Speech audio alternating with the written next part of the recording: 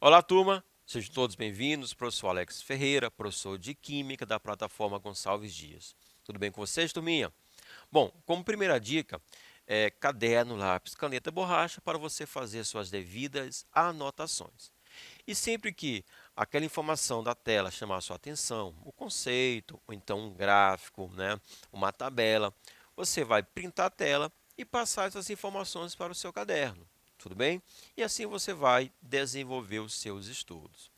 Bom, estamos em uma série de aulas relacionadas ao primeiro ano do ensino médio. Estamos, na verdade, conhecendo essa ciência denominada de química, ok? Então, na nossa aula de hoje, estaremos trabalhando, alguns conceitos fundamentais com relação à matéria, certo? Já explicamos que a química ela vai estudar a matéria e as suas transformações, na verdade, a energia envolvida nessas transformações.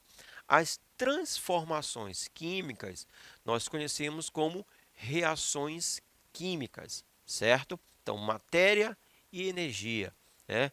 Além desses dois tópicos, existem outros conceitos que a gente precisa, né, certo? Dominar para compreendermos de forma definitiva o que é o que a química estuda. E a partir daí, desenvolver os nossos estudos químicos. Show de bola, turminha? Então, nós vamos conhecer um pouco mais sobre o que é a química, sistema, matéria, energia e fontes de energia. Então, iniciando, a química é uma ciência que está diretamente ligada à nossa vida cotidiana, certo?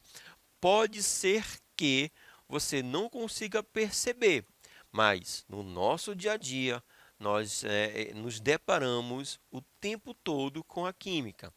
A produção do pão, a digestão dos alimentos, os medicamentos, os combustíveis, as tintas, o cimento, a borracha do seu tênis, os tecidos do seu vestuário, a atmosfera de Marte, exatamente, a natureza animada e inanimada e até a vida e a morte são processos que estão ligados direta ou indiretamente ao grande universo químico.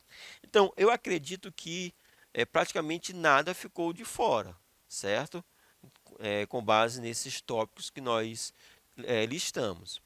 Então, é isso. A química está em todos os momentos do seu dia a dia, né? E sem ela, não teríamos o conforto da sociedade moderna, pois a civilização que não a dominasse, né, continuaria no período da pré-história, né? No período pré-histórico. Então, o nosso desenvolvimento, né, o nosso conforto, né, a melhora na qualidade de vida, na saúde, ela está diretamente ligada, certo, ao desenvolvimento da química. Ela é tão importante, né? Estamos falando de quem? Da química. Que a ONU chegou a propor que o enquadramento de um país no bloco dos países desenvolvidos ou subdesenvolvidos dependeria da diversidade e do desenvolvimento de sua indústria de transformações de matéria, ou seja, a indústria química. Um detalhe, a produção, né, do ácido sulfúrico é um indicador da robustez da indústria de um país. Então, alguns especialistas utilizam, né, essa produção de ácido sulfúrico para listar se o país está mais desenvolvido ou não, né, em comparação a outros, certo? E o ácido sulfúrico, né, é uma substância que vai estar participando de diversos setores da indústria. Então, em diversos momentos, nós vamos utilizar o ácido sulfúrico.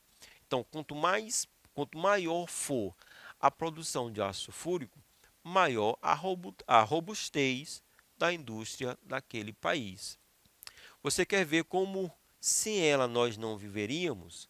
Então, neste exato momento, o ato de ler só é possível, pois inúmeras substâncias químicas, né, do seu cérebro, né, você que está nos assistindo, estão atuando, transmitindo as respostas sensório-motoras.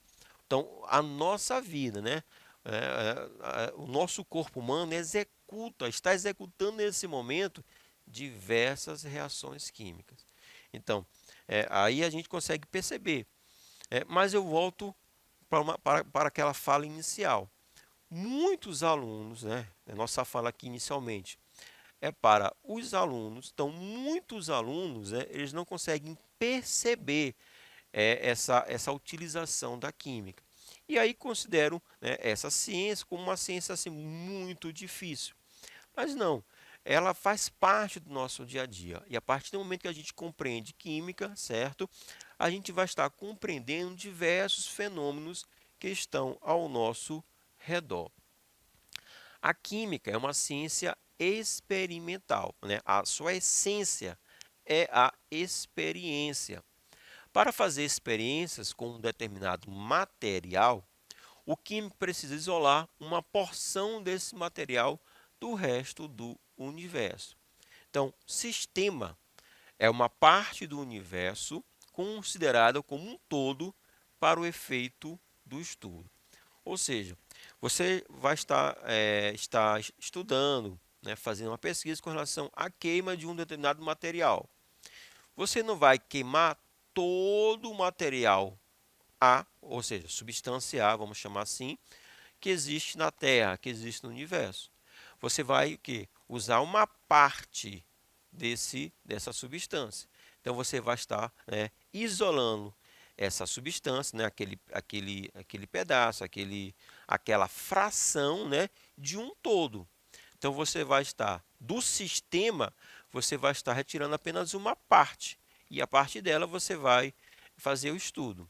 Lógico que com base nas suas conclusões, né, nas observações, você vai chegar a uma conclusão e aí você vai conseguir extrapolar para todo o universo daquela substância. Então nós podemos ter um sistema homogêneo, né? É todo sistema que apresenta as mesmas propriedades em qualquer parte de sua extensão examinada. Apresenta um aspecto uniforme em toda a sua extensão, mesmo quando examinada com aparelhos ópticos, o microscópio, por exemplo. E também nós temos o sistema heterogêneo, né? É todo sistema que não apresenta as mesmas propriedades em qualquer parte de sua extensão. Não apresenta aspecto uniforme em toda a sua extensão, mesmo quando examinado, né, com ou sem aparelhos ópticos. Ou seja, quando você fala de sistema, né, você consegue logo linkar com aquele conceito de mistura. Sistema homogêneo, mistura homogênea. Sistema heterogêneo, mistura heterogênea, certo? Então, na mistura homogênea, você não consegue diferenciar os componentes. Água e álcool, você não consegue diferenciar os componentes, né? Por isso, nós falamos que existe um aspecto uniforme. Água e óleo, esse aspecto é não uniforme. Você consegue diferenciar os componentes que fazem parte daquele sistema, daquela mistura. Fases. Todo sistema heterogêneo é constituído de várias porções que, separadamente, serão porções homogêneas. Fases são as diferentes partes homogêneas que constituem um sistema heterogêneo. Pela definição de fases, conclui-se que todo sistema homogêneo é monofásico, isto é, constituído de uma única fase. Água e álcool, você não consegue diferenciar os componentes. Sistema monofásico. Por quê? Porque é um sistema homogêneo. Água e óleo, você consegue diferenciar as partes, ou seja, as fases. Então, você vai ter a fase do óleo e a fase da água, ok? como a gente consegue diferenciar essas fases, né? O sistema apresenta um aspecto não uniforme, então esse sistema vai ser um sistema heterogêneo, certo? Que pode ser um sistema bifásico, trifásico, aí todos os componentes ou todas as fases, né, que você conseguir perceber e visualizar, certo? Então você conta e você vai ter sistema bifásico, trifásico, tetrafásico e assim por diante. Todo sistema heterogêneo ele é polifásico, isto é, constituído de duas ou mais fases. De acordo com o número de fases, os sistemas heterogêneos podem ser bifásicos, trifásicos, tetrafásicos. Tudo bem, turminha? Então, nós temos aqui, ó, sistema 1. Ele é um sistema, né, homogêneo. Então, esse sistema vai ser um sistema monofásico, tá bom? Agora, aqui nós temos o óleo e a água. A gente consegue perceber duas fases diferentes, são dois componentes, duas fases. O sistema ele vai ser um sistema bifásico, certo? Nós temos agora, ó, água e gelo. O material, né, ou o sistema, vai ser um sistema heterogêneo. Por quê? Eu consigo perceber a água no estado líquido e a água no estado sólido. Ele apresenta, né, um único componente, no caso água, mas duas fases distintas, né, a fase líquida e a fase sólida. Matéria. Todo sistema que possui massa e ocupa lugar no espaço, né? São exemplos de matéria: vidro, madeira, borracha, ar. Turminha, tudo que tem massa e ocupa lugar no espaço, nós vamos chamar de matéria. A matéria é formada por substâncias, né? E as substâncias são formadas por moléculas, né? E as moléculas por unidades menores ou unidades fundamentais, que chamamos de átomos. Certo, turminha? Alguns conceitos importantes relacionados à matéria. Corpo é uma porção limitada da matéria. Objeto é um corpo que se presta a uma finalidade, né, determinada. Substância, então, em química, é qualquer espécie de matéria formada por átomos de elementos específicos, em proporções também específicas. Partículas são as formadoras das substâncias, podendo ser chamadas de íons, de átomos, ou então de moléculas. Lembrando que moléculas são um conjunto de átomos. Energia. Na verdade, não existe uma definição satisfatória de energia. Contudo, a gente pode afirmar que o conceito de energia está diretamente relacionado à realização de trabalho e ao fato da energia provocar modificações na matéria, né? Então, a definição precisa de energia não existe, mas sabemos que energia provoca trabalho. E a energia, ela se converte em outro tipo de energia. Quando falamos de energia, os principais tipos, ó, a energia mecânica, que é a energia do movimento, a energia térmica, nós conhecemos como calor, energia elétrica, certo? A energia química, né, relacionada às reações químicas.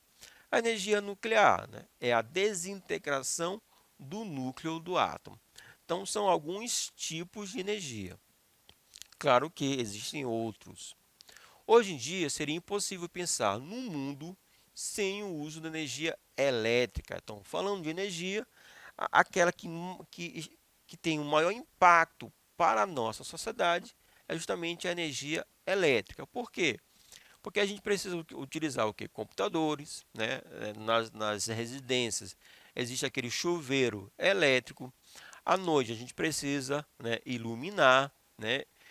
Quando está muito frio a gente precisa gerar um aquecimento. Tudo isso, né, a partir da energia elétrica. Com o passar dos anos, o ser humano foi aprimorando as teorias, bem como a metodologia para expandir o uso e acesso da energia no mundo.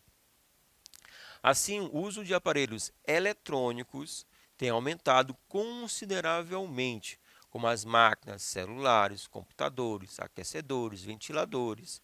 Então, são os aparelhos eletrônicos.